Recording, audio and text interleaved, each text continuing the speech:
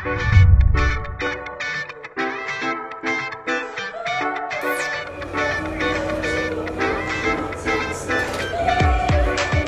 all of your years of covering these incredible businesses and watching them grow and evolve, you have always said that leadership is certainly one of the keys to success for so many companies. And I know that you have a book coming out, and you take a look at team leadership and the soft edge. Yes, the book is called, and thank you for mentioning, it's called The Soft Edge, Where Great Companies Find Lasting Success. And it grew out of a series of speeches and columns, Forbes columns that I was doing starting around 2010 as we were coming out of the recession. The hallmark of this recovery is that it's very uneven. Not all boats are rising, some are continuing to go down.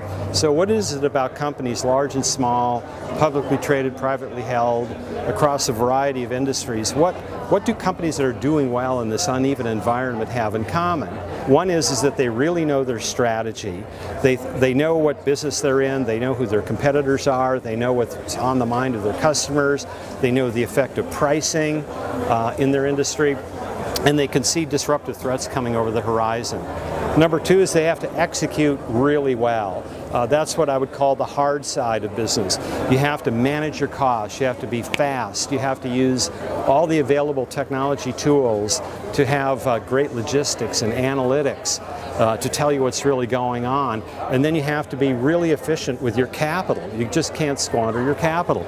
So that's all the stuff beloved by CFOs and shareholders. That's the hard edge. Strategy, the hard edge. You can get quite a ways with just those two things. But if you really want to endure and stand out, and this is the discovery of the book, and thus the title of the book, you have to be good at this third side also, what I call the soft edge, and that's the expression of your cultural values. And I defined 5 things that make up the soft edge. You have to really engender trust. You have to engender trust with your employees, with your shareholders, with your customers, with your suppliers. We heard today from Ashish that that he was really able to pull off Mara by getting people to trust him, that he would pay, his credit off. That's just vitally important. Number 2, you have to have great organizational learning. But what if you have a team of rocket scientists, but they don't get any better? And what you really want is the team that learns as an organization. You have to be good at teamwork itself. What is the right size for any given project? One of the discoveries was the power of cognitive diversity. We've spent a lot of time thinking about racial and gender diversity. These are good things. But what about age diversity? What about thinking style diversity? Tony Fadell likes left and right brain people in the same room hashing things out. 4th area is what Steve Jobs called taste. And this goes to why West LA and Santa Monica is such a powerful area in an era that is going to reward taste, because LA is really good at making enticing products. It's really good at design. It's world class at that. Silicon Valley isn't always world class at that. Some companies like Apple are, Google is, I think, Nest is, but taste is really important to stick out in a very crowded world. And then finally, how do you tell your story, particularly in a social media era where customers can tell your story that might be a little bit different than the story you tell. Again, that really plays to the strength of West LA, because it's been in the storytelling business for 100 years. So, you put all of these things together, you have a strong soft edge. A strong soft edge won't suffice for a weak strategy or a weak hard edge. You have to be good at all 3. But if you're good at all 3, you're going to be the kind of company that will be able to bounce back after setbacks. You'll get a little more grace period if somebody else disrupts you. Not forever, but if you have loyal and passionate followers, customers, shareholders, employees, you have more resilience. That's where the soft edge comes from. What's the best advice you ever got?